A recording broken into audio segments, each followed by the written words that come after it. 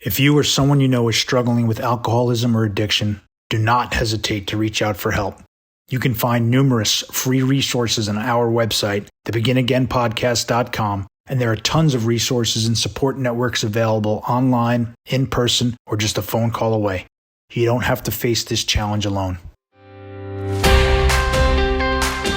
Welcome to the Begin Again podcast. I'm your host, Gary Menkes. On the Begin Again podcast, we delve into the inspiring journeys of individuals who have overcome alcoholism and addiction and emerged as true trailblazers in entrepreneurship, business, sports, and beyond. Through authentic, uplifting, and profound conversations with our guests, we aim to shatter the stigma surrounding addiction and demonstrate that recovery can be a catalyst for remarkable success, strength, and resilience. We firmly believe that by listening to these accounts, you will be empowered to unlock your own potential, instigate positive change in your life, and contribute to the creation of a better world.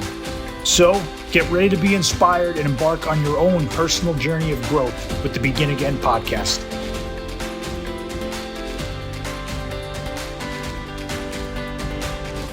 Welcome back to the Begin Again podcast. I'm your host, Gary Menkes, and joining us today is Stanford PhD and the author of the book, 50 Ways to Worry Less Now, Reject Negative Thinking to Find Peace, Clarity, and Connection. And most importantly, she's been sober for 38 years. Gigi Langer. Gigi, welcome to the show. Thanks for being here. Hey, Gary. Thanks for having me. I'm excited. And I'm excited as well. Yeah. So hopefully people will hear what might be helpful. And I'm sure they will. Yeah, great. In fact, we should share with them what we did off camera before we started, because it's something I do before I allow my guests in the room. I say a quick prayer and I ask, please, I say, I'm so thankful for this opportunity to be of service, and please help me say some things and let's help one person today. And as soon as I did that, I welcomed you into the room. And you did the same thing. You said, can we take a step back? And what did we do there? Well, it's, I was at a meeting today and the topic was, there, but for the grace of God, go I.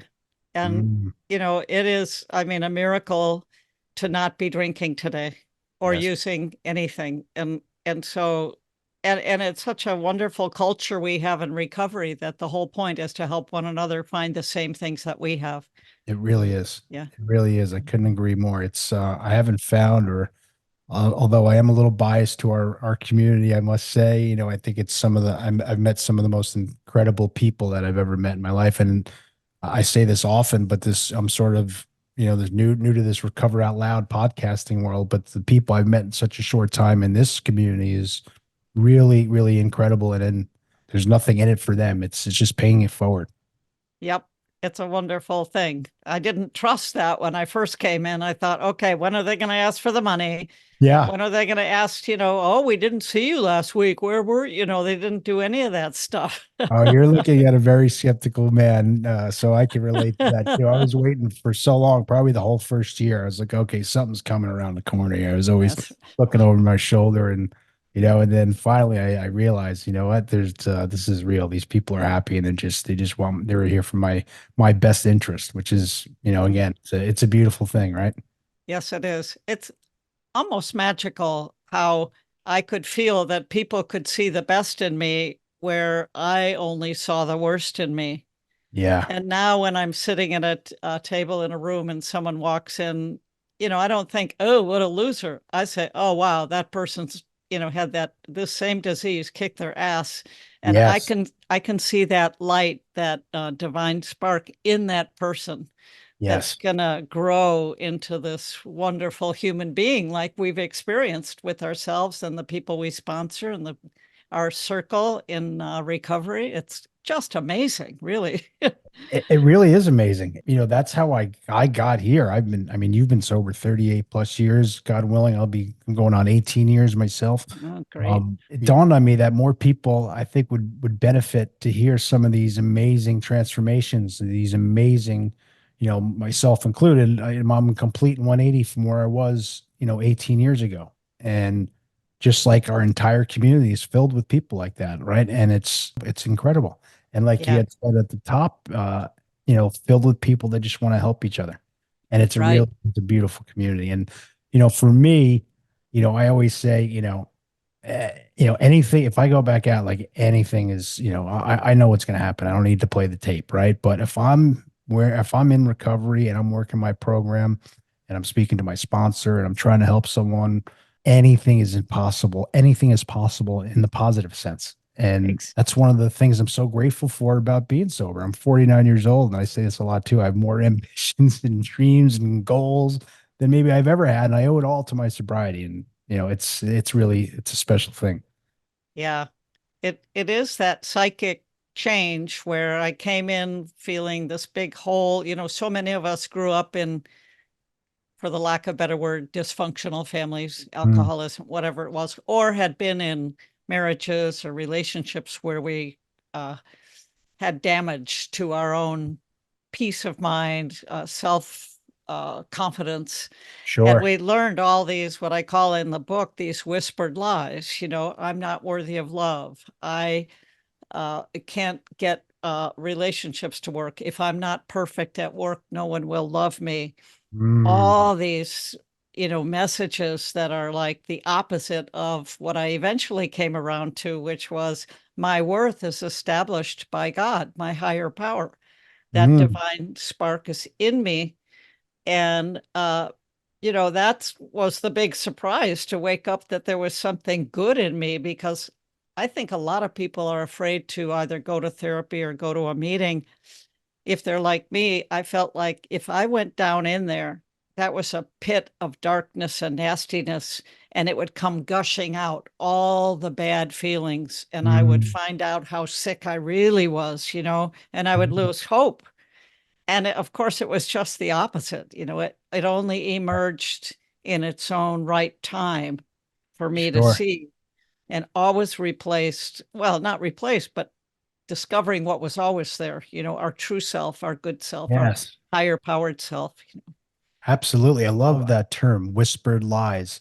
It makes me think of my muscle memory though with those whispered lies, right? Like I felt those, low self-esteem. I'm not good enough. I suffer from that even today, but I work through it, right? So I'm aware of it at least today, but I could suffer from it. But, before I got here, I'm not good enough. I'm not smart enough. I'm not enough. Low self-esteem, all of it. And I think it's definitely played a part in the way I went out and the way I drank for sure.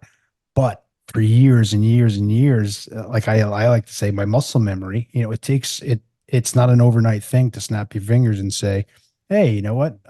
There's a lot more to me here, and maybe I am, deserving. Maybe I am, I am enough, or maybe I'm more than enough. It's sort of like the thing that I chase now, and in a way, about Mhm. myself, but still, 18 years, I'm still working on the self discovery, and I think it's a lifelong journey for me, at least. There's no, at least in my opinion, there's no like, graduate. I'm sure you'll agree. There's no like graduating, or I got there, and now I No. can, what's next. This is, like the terms, I wish you a long, slow recovery. Like when I came in that first year, I was like, who are you talking about? What do you mean long, slow recovery? Like, but now I know what that means. A long, slow, beautiful recovery. And now I wish that to other people, it's amazing. All those sayings on the wall, Gigi, they didn't make sense, and they slowly started to make sense to me, every single one of them.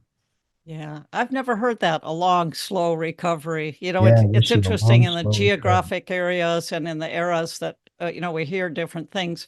My Yes. favorite is, progress, not perfection, Yeah. because I had uh, been desperately seeking some way to make myself feel okay. Mm, And, getting good grades was one. So, of course, who's got all the degrees, right? And then once I discovered boys and falling in love, then that became the source of my self-esteem. And that's really what kicked me in the ass ultimately, because I was in my third marriage, mm, and I was 9 months into it. Of course, we fell in love very fast, just like I always did. And 9 months into it, he's traveling, and I'm going out to bars and finding marijuana and picking up men. And mm, I finally went to a psychologist because I thought there's, 2 divorces plus another crash and burn relationships, I thought there's something wrong with this picture. Here I am, got this degree, but my the dream that so many of us younger than you grew up with, the 2 children and the picket fence and the happy marriage forever after. Yes. And the knight in, shining armor, and none of that was happening for me. And I went to a psychologist and I said, what's wrong with this picture? I have this brand new degree and I've got this seedy little secret life. Right. And he said, yeah, you're in the early stages of alcoholism. Wow. And that was after he got the family history. And, I just knew my dad drank a lot and my mom was home depressed a lot, worried about him. But I never put it together that was my problem.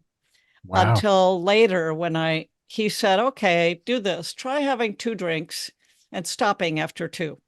I said, okay, I can try that, so I thank God I lived through it. But, for about 6 months there, I kept seeing him and I would have 2 drinks and sometimes stop. And other times I'd have 3 and 4 and 5 and pick up the stranger and find the drugs and do the whole thing.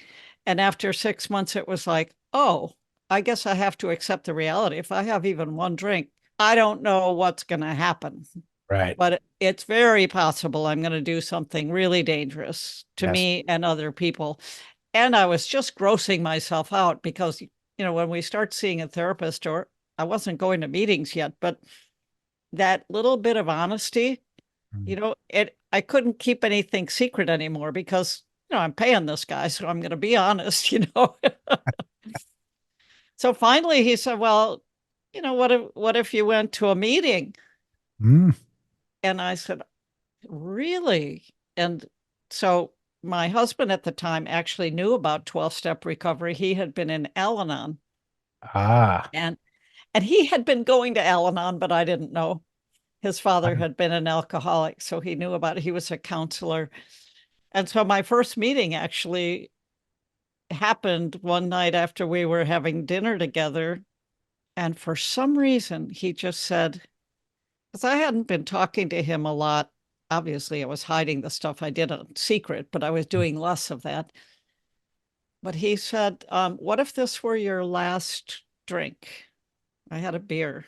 I never drank hard stuff, beer and marijuana. And for some reason I heard it. And the next day we went to a building where in one room they had the Al-Anon meeting and in the other room they had the AA meeting. Yeah. And I walked into this AA meeting, of course, 1986, it's smoke, Yes. older men, and that's the magic, is that I immediately identified like, oh yeah, I can't drink. And these people have done things, some of them worse, some not as bad, but they have the same disease. Yeah. And it kicked their ass just like it kicked mine. And I guess the only solution is going to be somehow to stop.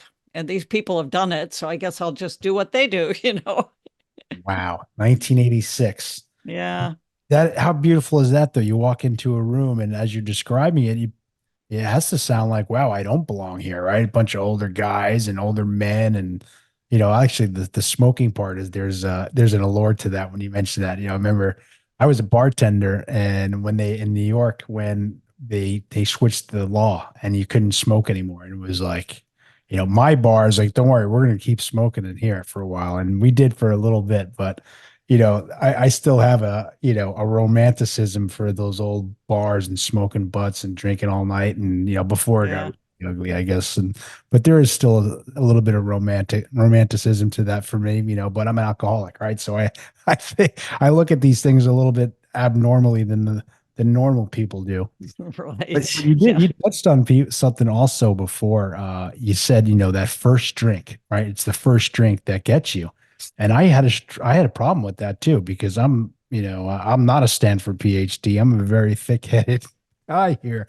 So, I was like, what do you mean the first drink gets me? It's not the first drink, like, that's what I mean. It's slowly, all this stuff started to make sense for me. And it wasn't until I gave up, till I really surrendered. I battled. I was in and out of the rooms for 4 years. My first Wow. time I went to rehab, it was 2002, and my sobriety date's 2006. And in those 4 years it was a battle. It was just like they say, a belly full of booze and a mind full of AA is a really difficult place to be. Ooh. That's what it was like for me. But it wasn't until, we all have that moment. Like that's the common denominator, I think, for us, Gigi, is we have a moment in our lives, and we gift of surrender, I like to call it. That's certainly what it was for me. And I just didn't want to do it anymore. And you touched upon, you were aware that when you came in, that you were going to start getting honest. Like, I just came in just to stop drinking. I had absolutely no idea of the journey that I was about to take, the internal journey and the journey of self-discovery that we find in the rooms, for me, of Alcoholics Anonymous, or for anybody else in recovery. Absolutely. And it's, I put the way I structured the book, the idea came to me like 2011. I'd been sober quite a while. I'd really had some wonderful healing and relationships with my family and so on. And I just thought, what if we could put some of this stuff into a book that people maybe not in the program could benefit and so on. And so I just started looking at all these difficult situations that I had been in, and how, because I was working a program, how I ended up finding some kind of a tool that helped me through it. So when I had 2 frozen shoulders and I couldn't write, and I had to change my job, and I couldn't steer my car, and it went on for 2 years, I really surrendered. I mean, a whole nother level. Yeah. And then started learning about self-compassion and patience and meditation and some of the Buddhist stuff. Yes. I had to be flat on my back, just like I was with alcohol, to begin to heal some of the overachieving, the workaholism, the perfectionism, the things that were really robbing me of peace of mind. So basically the whole book is like, here's how I had my ass in a sling, situation in life. And then here's some of the tools I found, and here's how you can do them. I can thank COVID for this. So when COVID began, my sponsor started, Monday night. He's like, listen, him and his sponsor and all of his sponsees, there's 8 or 9 of us total. He's like, we got to do something. Let's get on Zoom and let's just have a meeting. And it started, we read the big book, right? And then, we read the big book again, and it was great. And that was Monday nights at 6 o'clock. We started doing that. And now it's evolved a bit. It's the same group. But now we've gone on to reading some books that are not, technically AA literature, but they are fantastic books. They're about, we've read, I don't know how many books now, maybe 14 or 15 books. Some of them, we evolved. We read all the AA books. Some of them, like Drop the Rock, we read that twice in a row. It really resonated with all of us. But we're reading some other stuff now. So that's not, like I said, AA literature. And I'd say, like, the common denominator, and that's why, the title of your book, it jumps out at me, is and I've been finding this with a lot of people, even outside of the rooms, is that, I don't know if it's where we live, or just for all of us, but there's this underlying kind of fear that we live in, whether it's fear of financial insecurity, fear of whatever. It's this underlying sort of fear. A lot of it is financial fear, I'd say. And we're all kind of just working through it. Like, why are we living this way? Like, why, we've been sober. Some of us have been sober 30 plus years, like my sponsor. And he's still, he'll tell me, Gary, I wasted so much time worrying about stuff that never happened.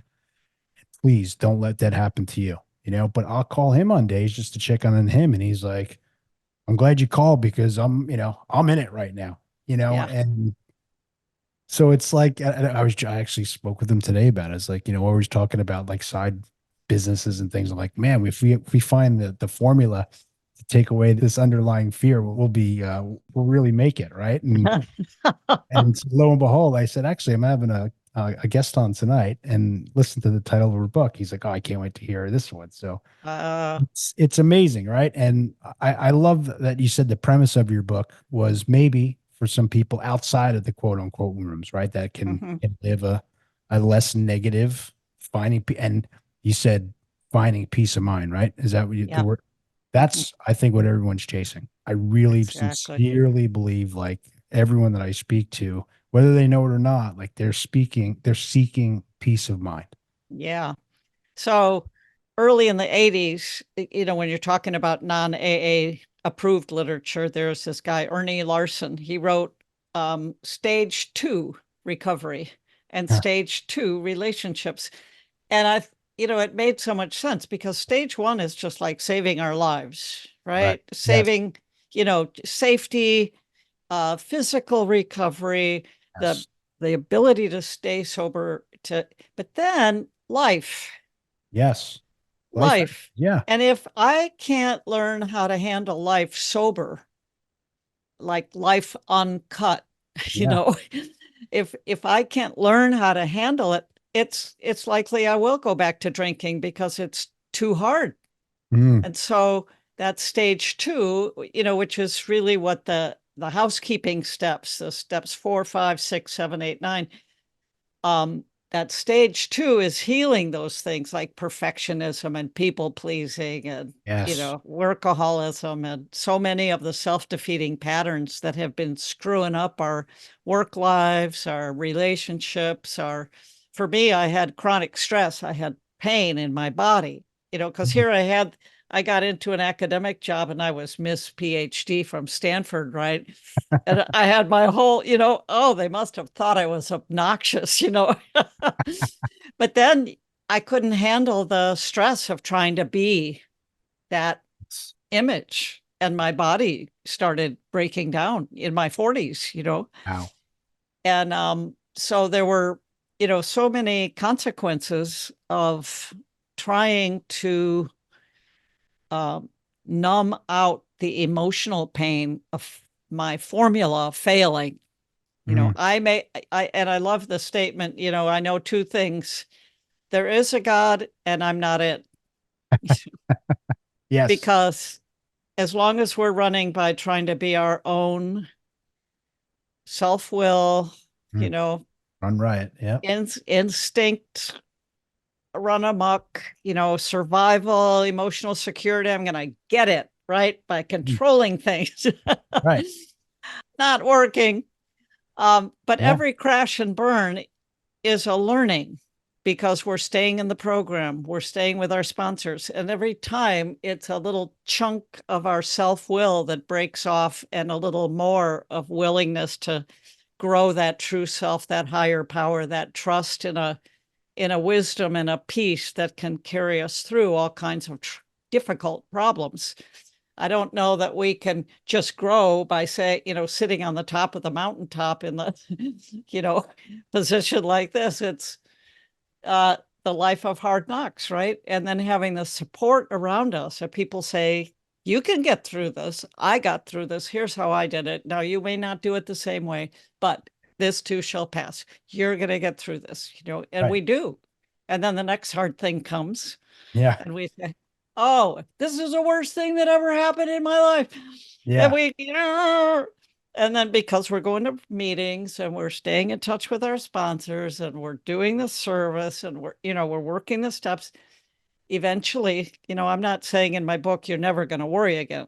I'm Right. saying worry less, it's not going to go on as long because we are getting honest and we're claiming a higher power and a wisdom and we're using tools and we have an image of a more sane person that we want to be, right? A person who doesn't drink, who doesn't ruin relationships, who can help other people, Mm. who's Yes. productive at work, Right. who can deal with stress and anxiety. And then there's the whole issue of parenting, which I couldn't stay married long enough to be a mother.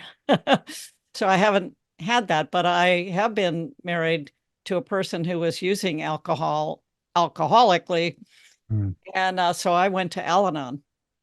You did. And for people in long-term sobriety who are struggling with relationships and wanting to control other people, even if there's no active alcoholic currently in your life, Yeah. it's the effects of alcoholism on our lives that Al-Anon really helps with. And so you'll be in meetings where there, one or two people might have a child that they're worried about and the alcohol, and they get a lot of support and wisdom there. But a lot of people are just there because I'm trying to control these other people at work and they're assholes, Yeah.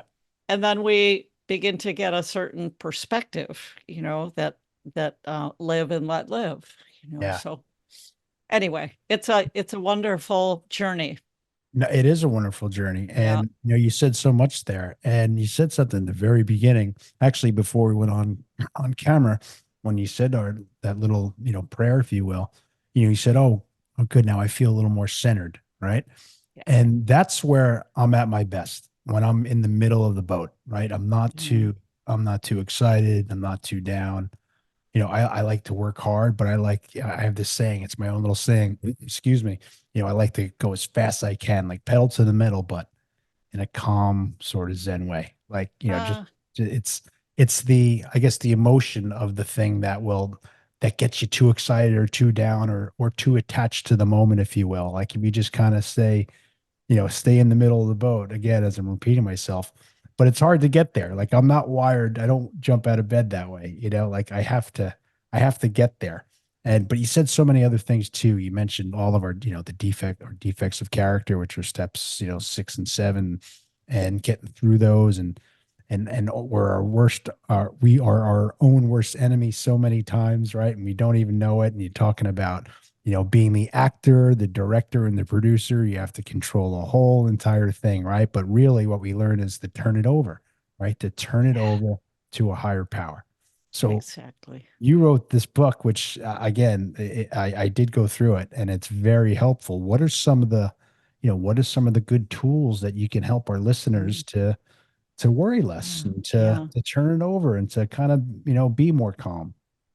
Yeah, I think the big principle is I have this image of this, the light of a higher intelligence or wisdom coming into us or coming out of our hearts, however we want to think of it. But our fears and our resentments and so on clog the channel. So really, most of the tools are about flowing that love in and kind of dissolving the blockages so that more love can get in and out. And I actually wrote a second book called Love More Now that just came out last year. And that's more about that particular image of the true self. But the tools, one of the tools that I put in there was this whole law of attraction thing, because I said the 4, strategies for overcoming worry. We got to get honest, right? We need a power of wisdom greater than our own fear. Then we need an image, visualized choices about where we want to be, which we can get in meetings in terms of sobriety, but also just life goals, Yeah. And then we have to do the work, use the tools and so on to get there. And one of the images with this law of attraction thing, because remember The Secret came out and everybody said, oh yeah, I'm going to visualize a red car. What good is that? That's just materialism again. Well, when you dive into the stuff, and in my chapter on using it, it's this image we create. It isn't about having something. It's about giving something, becoming a person who creates something. And the vision board I created for my book, has me at the computer and the completed thing. And I would visualize having a book signing event. And I remember one day when I finally had the book signing event, I looked up and I said to the people that, my God, this is exactly what I visualized. And here it is. But the key is that we hold it loosely. So it's not just a red car, and it's not, I want John to be my husband and my perfect partner for the rest of my life. No. Yeah. And I did have the affirmation after my 3rd divorce, which finally happened, but in a healthy way after therapy and so on. And then I met my current husband. We've been married almost 35 years, Peter, who's wonderful. I had the affirmation before I met him. Thank you, God, for a healthy, happy relationship. So God could name the person, the timing, That's what I mean about holding it loosely. So we don't strangle the magic that can happen by saying so specifically what we want. And then I always put at the end, thank you as God wills, or in the best way for all. Yes. So that then it isn't a selfish goal. It's asking to be of service, but to be used, to, and I think, I was very grateful. I think my higher power was looking down saying, this woman really needs a man in her life. And I've got just the right guy in mind, Of course. But what's interesting is halfway through writing the book, Peter, whom I met in AA, he was 4 years farther down the road than I was. In 2012, the book came out 2018, Peter started drinking again. Mm. And I just about died. He said, just a couple of beers with the guys. I know, we'll keep an eye on escalation. I mean, we talked about it. Yeah. I did go running to Al-Anon immediately, got a sponsor, found a bottle that was way more empty than full of booze, in the garage. Very scary. And I really worked Al-Anon. And of course, there were a few ways it could have turned out. He could have just gone down the tubes. Yeah. He could have gotten back in recovery, or he might have turned out just to be a social drinker because he got into the program because of cocaine. Mm. So after working, 6 to 9 months and multiple conversations and me doing a lot of work, because what I had done was, with my father being the alcoholic, I had pasted my father's face on Peter.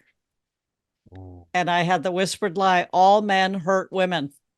Whispered lie again. And then I was telling myself, even this man. Yeah. And I had to heal all that with a process called radical forgiveness, which there's some more complex tools in the book where I give a concrete example. And the guy who developed it, it's in the appendix, radical forgiveness, the guy who wrote the book. I sent him my example that I used, and he said, yeah, that's great. Put it in the book. But it really does help us reframe something where we think we know what's going on. Right. It helps us loosen it up and see, even in that case, it contributed to the book. Who knew? I had to let God figure it out, Wow. And I had to heal around my fear that he was going to be another daddy figure, Right. So there are lots of tools in the book. For example, I mean, I do give an example of how I worked the steps in Al-Anon in there, but there are many tools that of the 50 that are not typical ones you learn in the program.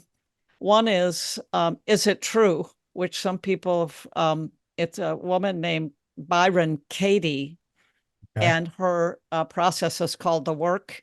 And again, it's complicated to do because you do these turnarounds of how you think it is. So my partner should not work so much because she's recovering from cancer. That's the unenforceable rule I had in my head, right? This should not be happening. And then she teaches you how to turn it around. Well, why is that really true? Well, maybe she should be working so much. Why might that be true? Well, she loves her work and she's worried that she might not have a long enough life to enjoy it. So it loosens up the soil around our hardened judgments. Change of perspectives, it seems. Yeah, too. Exactly. There's a lot of 3 big categories of tools. It's the spiritual ones, the cognitive ones, which are the reprogramming. You said muscle memory, but it's really the neurological pathways, right, that have been grooves worn in of negativity and so on. Yes. And that's part of why I put the law of attraction in there, because you look at many of the top athletes, they use visualization.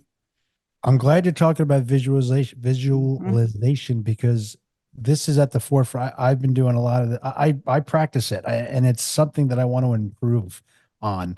But so I want to hear, I didn't interrupt, but I want to hear, could you share your visualization practice? Is it a meditation?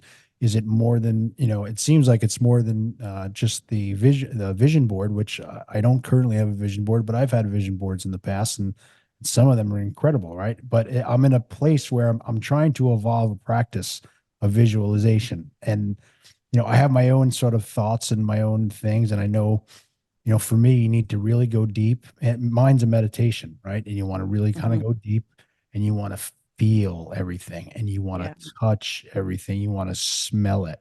And I love how you said it's not about getting, the Lamborghini, whatever that is, right? It has nothing to do with that, right? Maybe that's because I'm a little older, and it's not material things, right? Like if you look, I'm back on my board though, some of the things I do want to do is I want to travel, right? I want to go, I want to fill that map up with I want to put all the pins in that map with the four of us, my wife and my two kids. Like that's my dream, right? And to do that, there's things I want to accomplish, right? And it's all built around helping people, for sure, whether they're other businesses or what have you. But so this is something I really been working on. So I'd love to hear, your take on how you would tell me to instill my visualization practice. Yeah, chapter 4 is all about the law of attraction. It teaches you how to write an affirmation that has the wiggle room for the higher power to do the magic, how to create a vision board. This is the one I had for my book. There we go. And there it is. Love it. It just inspired me. I had it at my computer the whole time.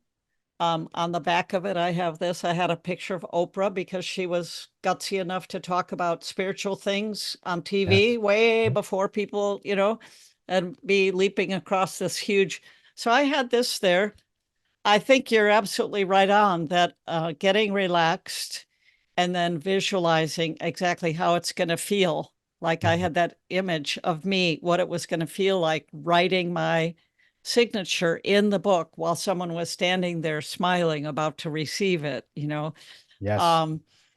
And the feeling of having it completed and holding it in my hands, and I think when we, Wayne Dyer talked about this a lot, this whole manifestation thing. Very familiar. And when we do that, the right people come in at the right time for the right things. And so when I started producing the book, and I didn't go with a publisher, I did it myself as a project, so I hired out the cover, but look how beautiful the cover turned out, Beautiful. And then the person who did the layouts inside, and the right people turned up to make it happen. It wasn't easy, and it wasn't free of fear. But I had, God had me running up the stairs every day to work on it. Yes. And, I got a rough draft, and I sent it to a developmental editor, and she had a lot of suggestions. And it took me a year. I had another book contract for an education book, so it took me a year. But I have to admit, it took me a year to really dig into her feedback. I was afraid of how much work it would create, know? Yes. And anyone who's done any project, it's never the way you want it at first. And it's not the way you want it in the 10th draft or the 20th draft. I mean, look at how they create Broadway plays. It is complex. Sure. So eventually I took the feedback and got it, the way I wanted it. But these goals, they do cause us to face our biggest fears. I think the biggest suggestion I have is, once we're into stage 2 recovery, to find a spiritual journey or a teacher beyond the 12 steps that helps us. And Bill W. says that in step 11. There's plenty of stuff. Go for it. Find it, So I'm in a Course in Miracles study group. I refer to Course in Miracles quite a bit in my writing. It's just been, my path. My grad school mentor was into it. My first sponsor. I mean, clearly, God saying, okay, this is going to be helpful to you. Right. But now we've got these study groups. Are you guys reading the stuff on emotional sobriety? Yeah, we are. Right now. Oh my God. We are. What are we reading right now? Right now we're reading a book called The Untethered Soul. One of your I love that book. Yeah. Just absolutely. It's Peace. blowing all of us away. Like we actually think we're going to just run it right back because we read a chapter a week and we're going to pretty sure everyone's already voted because we're almost done. Like, let's just read this again because it's been that profound and that important, and it's just really hitting everyone, and it's Yeah. this fear. And, it's okay if this fear does come into our lives, right? But you don't have to go with it. Like, you just, and I Exactly. practice what the book's been telling me. Like, when this stuff comes to me, like, all right, there's a fear, like, all right, but just keep going. Like, I don't have to go down the rabbit hole, and it doesn't have to take me down Exactly. to where, whether it's a Mm-hmm. few hours or a day, and I'm sitting with it and I'm in a bad place, right? And Yeah. I'm lucky because I do have a sponsor, and I'm a stubborn guy though, so I don't really call him right away when I'm supposed to, Yeah. and Yeah. sometimes I wait that day, and I'm always saying, Sure. well, why did I wait? I shouldn't have waited. This happens all the time. I should have called you yesterday. Probably would have saved about 24 hours of grief and fear, and who knows what else I may have got myself Yeah. to. I know. But it's who we Yeah. are too, right? Like Yeah. it's who I am, but again, I'm evolving. We're all evolving. We're all Yeah. improving, Well, again, which that, is a beautiful right. thing. Yeah. That's how I get humble when I'm driving myself crazy. And then I Yeah. realize, oh, I'm driving myself crazy. You know, um, the one of the tools, everybody or a lot of people know about the golden key from Emmett Fox, which Mm. talks about mind switching. Hmm. But, I mean, it's just that rewiring, the gratitude lists. When Yeah. I'm worried, I think about what I'm grateful for. Or in the golden key, I think about anything about God that I know. And then my mind goes back to worrying and I switch it back to God. Yeah. Or a mountain scene if you're not into the God thing. But switching back, I choose where my mind dwells. We I choose, have complete control over that. right, and that's hard to, Yeah. that's Right. a fact, and that's hard Yeah. to grasp sometimes, right? But it Exactly. really is our decision how we Right. want to feel right Right. now. And it's not like I need to beat myself up about not catching it either. I give myself credit, for catching it anytime. It could be a day or 2 days, or a week that something's bubbling up. And that's just the process. But I wanted to mention about meditation because I do put that in there in mindfulness meditation. Um, and I'm not going to talk about the energy strategies also. There's tapping and Reiki and all kinds of Yes. wonderful No, energetic there's a lot of tools that stuff. Sure. that really helped me a lot. But back to the meditation. Okay, so people say, well, I can't learn to meditate because I can't make my mind quiet. I'm always thinking. I say, All right. great. Okay, great. That's how we all are. So the goal is not to stop thinking.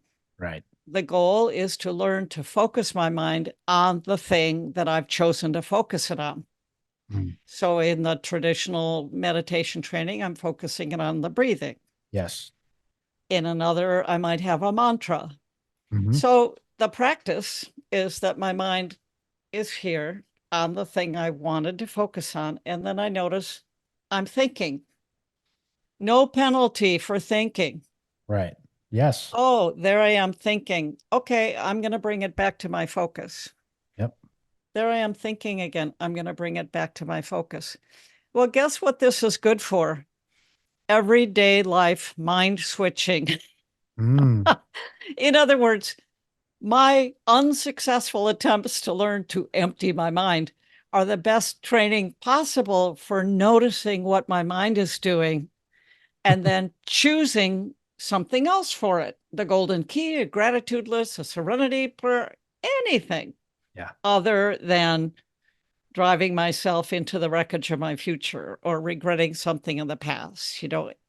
And I just give myself credit for catching it eventually. Yeah. You know. I should take that because I'm a professional beating myself up, and so many of my friends are too. We're so quick to beat ourselves up. I'm always the one pointing out to them like, hey, go easy on yourself, and I know. a lot, like I often, and it's sometimes I need to practice what I preach too, because I'm a professional at beating myself up too. But on meditation, I totally agree. I think too many people they give up so quick because they think they're supposed to sit a certain way and they're supposed to have this certain feeling and they're supposed to close their mind. I think it's impossible to close your mind, right? Yes, if you do the mantra style, for me, I'm speaking for myself, there'll be times I'm really just on that mantra, right? Or if I'm just focusing on my breathing. It was also taught to me too, like I love to hike. I love to be, in nature, and I love to be alone sometimes there. And that's a meditative experience. It's a meditative place, even though I'm not sitting down and closing my eyes and maybe technically meditating, but some of my best ideas come to me when I am hiking, when some endorphins are going, when I'm exercising, when I'm alone, and it's just nature. And so, I think you bring up a good point. Like everyone should just go a little bit if they are trying to practice, and maybe 95% of my audience is practicing meditation for sure, is to go easy on themselves and to start slow, right? Do you agree? Start with a few minutes. If you are doing Sure. just start with a couple of minutes, and gradually, like, start with 2 minutes if it's that small. So, and then next week, try 3, or try 5. Like it doesn't have to be this, like, Right. again, like kind of like sobriety, it's gradual. Like you're not just gonna get like be a fantastic, meditator on day one or your first month. It's a practice, I believe. Yeah. And I really like training wheels. I like having training Yeah. wheels. That's why some therapists actually use my book as a resource, because when they're trying to say, well, try the golden key, instead of taking 5 minutes to explain it, they just turn to the page X and Gigi gives instructions for it. And the guided meditations, that's how I like the training wheels. I go on Insight Timer if I'm emotionally upset. There's a favorite person on there. She's the woman who did self-compassion, a lot of the research in the books on self-compassion. Her name is Kristen Neff, and she has a website, selfcompassion dot might be org. Okay. But she has free meditations on there, and she also has free meditations on Insight Timer. So when I'm getting down on myself or life is just scary, I it's like, it's okay, Gigi. Like I have to learn to talk to myself as if I were a little girl and I had that loving person, this adult Gigi, who can handle it, who can comfort me. And that is great stuff. The self-compassion, I've found it really helpful. But all the guided meditations are really, really helpful for me. And, you just look up the topic, right? Yeah. No, yeah. Same here. Yeah. I have a few. You mentioned Wayne Dyer. I have a few guided Wayne Dyer meditations from probably over 10 years ago. I have from him, and I've been going back to them. In fact, they're I'm a big Wayne Dyer fan. I am. It's funny, Oh, yeah. the law of attraction. Even though I didn't know what the term law of attraction meant, I believed in it even when I was younger. And I say this, and this might sound silly, but I was on a ball field playing football. I'm telling you, I was in grade school, and one day I went out there. I was like, I'm going to get hurt today. And you know what happened? I got hurt, and I was like, I am never going to come to the field and say that ever again. And so I went to the field from then on in and said, I'm not getting hurt today. And I probably played a little harder, but that's law of attraction. That's putting something out into the universe and it happening, right? Like you said, it's so many different times in our conversation. Yeah. The miracles, it's you have put it out in the universe, and lo and behold, God sent you people with similar interests, right? And one of my best Exactly. friends, he moved into town, right? He moved into town and he was in this wealthy area one day, and he's like, I think he was in 8th or 9th grade when he got here, and he's like, I'm going to live here one day. And you know what happened when he was 30 something years old? He bought a house in the same block. And now he might not go and say, hey, I practice law of attraction, all this stuff, but he doesn't have to. That's law of attraction. If you put it out there. But also, as far as law of attraction, like you said it too earlier, you can't just like have a mantra and say, I want this stuff, and then like say, okay, and go, I think it was Jim Carrey said, then go have like a sandwich. Like you need to put some effort towards things too. Like, God, you said God was making you go upstairs to work on your book every day. That's right. You need to put the effort in as well. Yeah. And you kind of know when you're going against your own energy. Yes. And I think that's another thing, that staying sober, not using anything that's mind altering, eventually getting a hold of our eating, and sexing and Mm, other things yes. that can get in the way of being clear. Because the title of the book is, overcoming negative thinking, but also gaining clarity and peace of mind. Yes. So this clarity is that connection with our true self and our higher power, that this is a direction to go in. This is not a direction to go in. Sure. And I think that really helps. I don't know. I'm looking at these tools. I have a whole chapter about the house cleaning and how it comes in layers. Mm, So that fear that if I get into recovery and they're going to have me do a 4-step, and all the stuff that I've been suppressing and that I'm afraid of might come out, and I think this might have happened, and it's going to come gushing out and over that. It didn't happen. I had these layers. The first one was alcoholism yeah.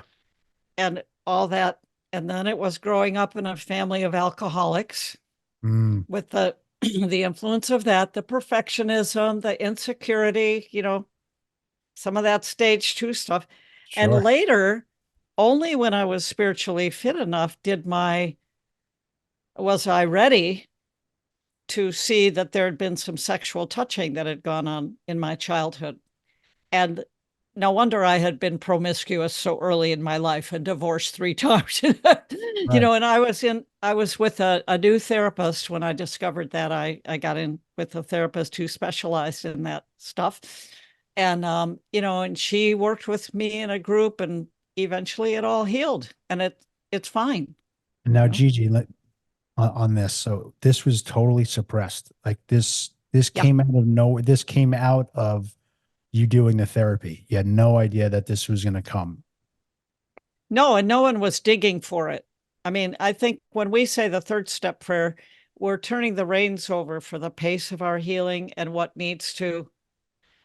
But it was important for me to know that about, so that I could have Yeah. compassion and work with the inner child who felt so unsafe so Yeah. much of the Yeah. time, and Yeah. learn the strategies of, I'm not a victim now. No Yeah. one's going to suppress me. But I have to say, it's a little bit of a button when people are really trying to press their will, Yeah. tell me they're right, tell me, that Sure. I've had a few blow ups with people when I felt, now I know, okay, I can leave the room. Hmm. I have, ways I can take care of myself in those situations. But That's incredible. yeah. I asked that just because, I've done a lot of work myself as well. But Mm-hmm. one thing that's been missing, and it's been coming up a lot the last, year or so, is I've never really went and done some good therapy on myself other than recovery. And Mm-hmm. I know there's so much stuff there. And the reason why, I'll say, you know what, I'm good now. Like, what do I uncover anyway? Like Mm-hmm. what's going to happen? And that's fear. Like that statement, Mm, fear. It's a fearful statement because yeah. of what I might uncover, and so I think it's something that I think it's probably time. I think it'll do me a whole lot of good, Yeah. right? If I want to continue to grow. And so I appreciate you saying that. And, I appreciate you sharing that with us as well. Yeah. Thank you. Yeah. I think of therapy as a shortcut if it's a therapist who understands recovery. You know, that you have to find the right person. But I made 3 phone calls and I prayed my ass off, and the one that called back was the right one. So, and Amazing. if it hadn't been the right one, then I knew I could leave and try a different one. Right. Because of recovery, because of support. So Just like you said, you'll know, right? You will know. I yeah, will yeah, know, yeah, right? And you're not going to stay with the wrong yeah. person, with the wrong doctor, No, right? no. And I had really good advice. They said, do not pick the scab. Mm, As an achiever, I thought I could use those same skills to fix myself. right. And one of my favorite quotes is, why is not a spiritual question. Mm. It think of that one for a while. I can't say specifically what it means, except that my intellect is not going to heal me. Right. I can use my I intellect to say, understand that. look Yes. what those people are doing in recovery. I'm going to do what they're doing. That's a good use of my intellect. I didn't work out today. That helps my head be better. I better go work out. That's a good use of my intellect. But to figure out why other people are thinking about me the way they are, or to figure out how I can get the world to be the way it should be, or to figure out how I can make my chronic pain stop if I just do the right thing. I mean, that's how I got humble with all of that, because I was analyzing the hell out of it. If Right. I just do this, I can get better. If I just do that, because I was used to controlling the outcomes and I thought it was working. Right. But with all those divorces and the job stress and everything, I mean, when it didn't work, I had to use. But thank God, once I stopped using, I never had to use again, because I started getting tools. I started learning how to live. That's amazing. Yeah. Since 1986 too. God bless. It's a good life. Well, it's been a pleasure speaking with you. Tell us, where can we find your book? Let's tell us. We're going to put it all in our show notes as well, but we want to hear it from you as well. Okay, great. Well, this one is not, it's only available from Amazon as an ebook. Okay. And I have it because I self-published this. Mhm. And so I have copies at home. And what I'm doing is selling it on my website. Okay. And the book is free, and the workbook that goes with it is free, but the shipping and the handling I'm asking people to pay for. So Sure. it's $6 on my website. And the website, The whole Gigi? thing. That's GIGILANGER.com. Perfect. Yeah, so I love sending these out to people. I autograph it, and it has a little bookmark in it and so on. This one, the whole thing's available on Amazon. Okay. The ebook and the regular book. And this one is about handling life challenges. It doesn't have as many tools, it's more stories about facing difficulties in life and how to get through them. Okay. So Interesting. that's that one. Yeah. Well, they both sound great. I know Yeah. the initial one, 50 Ways to Worry Less Now. I am certainly gonna, I know you sent me the ebook, but I want the hardcover. I want the autograph. So I'm gonna go on your website when I'm done, and I'm gonna get the book. You don't have to pay for it. You can just. I'm paying for it. We're not this. Aw. Absolutely no. That's nice of you. No, it's my my pleasure. So GigiLanger.com, GigiLanger.com. Again, this is all be in the show notes. Go check out her book. She helps a lot of people. She's amazing. We'll have to do this again too, Gigi. Oh, I'd love to. It was really nice talking with you. Such a great connection. Yeah. Oh, I couldn't agree more. I really enjoyed this. We're definitely going to have to do this again for sure. And I'm going to be hitting you up too, because when I go through your book, I'm going to have some more questions for you. Anytime. Would love to talk with you. Well, it's been a pleasure. I'm so glad we did this, and we will do it again. Gigi Langer, thank you so much. You have a great evening. We'll talk soon. All right. And thank you so much. I appreciate it, Gary. Take care. You too.